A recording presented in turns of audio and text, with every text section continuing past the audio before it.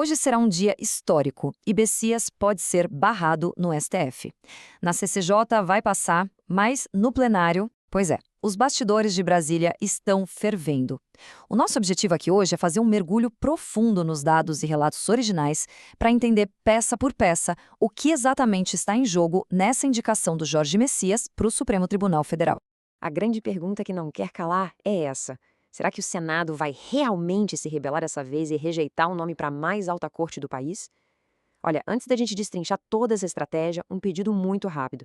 Inscreva-se no nosso canal para garantir que essas análises diretas continuem chegando para vocês. Feito isso? Então vamos lá. A possibilidade de uma rejeição é apontada no material que analisamos como uma chance histórica, naquelas que acontecem uma vez no século, sabe? Para o Senado demonstrar força. Só que, claro, o caminho até isso acontecer de fato é cheio de camadas bem complexas. Ponto 1. O desafio no plenário. CCJ versus voto secreto. O primeiro grande obstáculo detalhado na fonte é a própria arquitetura de como essa votação funciona. Na CCJ, Comissão de Constituição e Justiça, a coisa toda é pública, previsível e, amplamente controlada pela base do governo. Segundo as informações, a aprovação ali é dada como certa, tá? Favas contadas. Mas o cenário vira de cabeça para baixo quando a gente vai para o plenário total. O plenário funciona na regra do voto secreto, o que transforma o ambiente numa caixinha de surpresas e dá um peso enorme para a oposição. O sigilo protege os senadores, sabe, permitindo que eles votem contra o governo sem sofrerem retaliações ali de bate-pronto. Número 2, o fantasma de Flávio Dino, precedente no STF. Para a gente entender a cautela gigantesca do Senado no plenário, é preciso olhar um pouquinho para o passado recente. O trauma político dele se baseia no processo de indicação anterior, que seguiu 3 passos bem marcantes. Passo 1. Na sabatina, rolaram promessas num tom super conciliador, garantindo ajuda nas pautas do Senado, incluindo a liberação daquelas famosas emendas. Passo 2. O Senado acreditou nesse discurso e foi lá e aprovou a indicação.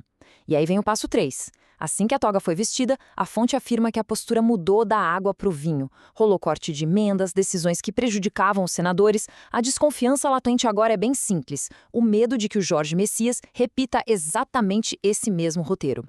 Tópico 3. Bilhões em emendas PIX. A moeda de troca. Quando a gente fala de emendas e de política, não tem jeito. A gente esbarra na engrenagem financeira. 12 bilhões de reais. É muito dinheiro, não é? A liberação de um montante dessa magnitude nas chamadas emendas PIX foi o destaque apontado pelo material bem às vésperas da sabatina.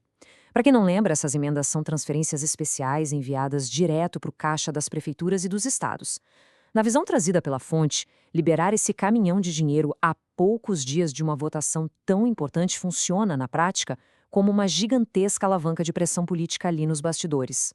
Só que para a gente ter uma compreensão justa e completa aqui, é fundamental dividir essa questão financeira em 2 perspectivas bem objetivas. De um lado, a gente tem a visão crítica, que enxerga esses 12 bilhões como um mecanismo explícito para cooptar senadores e garantir os votos necessários. Do outro lado, existe a realidade legal das regras orçamentárias. A Lei de Diretrizes Orçamentárias exige que o governo federal empenhe cerca de 17 bilhões de reais dessas emendas ainda no primeiro semestre do ano. Ou seja, por lei, o dinheiro ia ter que sair de qualquer jeito. O debate acalorado que a fonte levanta gira exatamente em torno dessa sincronia, digamos, suspeita entre a liberação obrigatória e a data exata da sabatina do Messias. Parte 4. Os bastidores de Alcolumbre. Acordos e pressões. Avançando no nosso tabuleiro do Senado, as articulações silenciosas recaem sobre lideranças de peso, especialmente o Davi Alcolumbre. E aqui o negócio fica sério. Existe alegação, segundo o material original, de um profundo comprometimento político do senador por causa de um investimento bem controverso. Cerca de 500 milhões de reais teriam sido alocados pelo Fundo de Previdência do Amapá, que é a base eleitoral dele, em fundos atrelados ao Banco Master, uma instituição que, vale lembrar, tem estado sob intenso escrutínio. O material sugere que essa exposição financeira frágil deixou o senador vulnerável, o que poderia ter forçado a criação de um grande acordo de bastidores com o próprio STF para garantir a aprovação da indicação, tudo em troca de estabilidade. 5. Contradições na sabatina, o discurso de Messias. Com toda essa panela de pressão nos bastidores, algumas inconsistências graves geraram ainda mais desconfiança lá na sabatina da CCJ. De um lado, o material destaca o histórico do indicado, lembrando que ele assinou uma resolução com pautas pró-aborto. A fonte, inclusive, relata um momento bem curioso, onde o Messias justificou ter assinado o documento sem saber exatamente o que estava escrito lá, o que acabou arranhando bastante a imagem dele. Por outro lado, ali na hora da arguição, o tom foi o exato oposto. Ele se declarou publicamente contra o aborto e chegou até a criticar o uso de prisões preventivas relacionadas aos eventos do dia 8 de janeiro. Essa mudança tão drástica de postura foi interpretada por muita gente como uma manobra puramente calculada. E olha, essa citação aqui resume perfeitamente o sentimento captado durante a análise do material. Ele falou tudo o que os senadores queriam ouvir. A teoria apresentada é de que as falas do Messias não têm um compromisso real por trás, sabe? A estratégia seria simplesmente usar um roteiro de respostas prontas, desenhado milimetricamente para agradar a oposição. Para o comentarista original, é como se a gente estivesse vendo um espelho daquelas mesmas promessas feitas lá atrás pelo Flávio Dino. O que só joga mais lenha na fogueira e reforça o clima de alerta máximo entre os parlamentares. Chegamos no número 6. O xadrez por Pacheco, o tabuleiro final. Então, se a desconfiança é tão grande assim, qual seria a grande saída arquitetada? O primeiro ponto envolve um desejo meio oculto. Boa parte do Senado prefere emplacar o atual presidente da Casa, o Rodrigo Pacheco, na vaga do STF. Como ele é um aliado interno de longa data, a aprovação seria papum, imediata. O segundo ponto é a tática em si.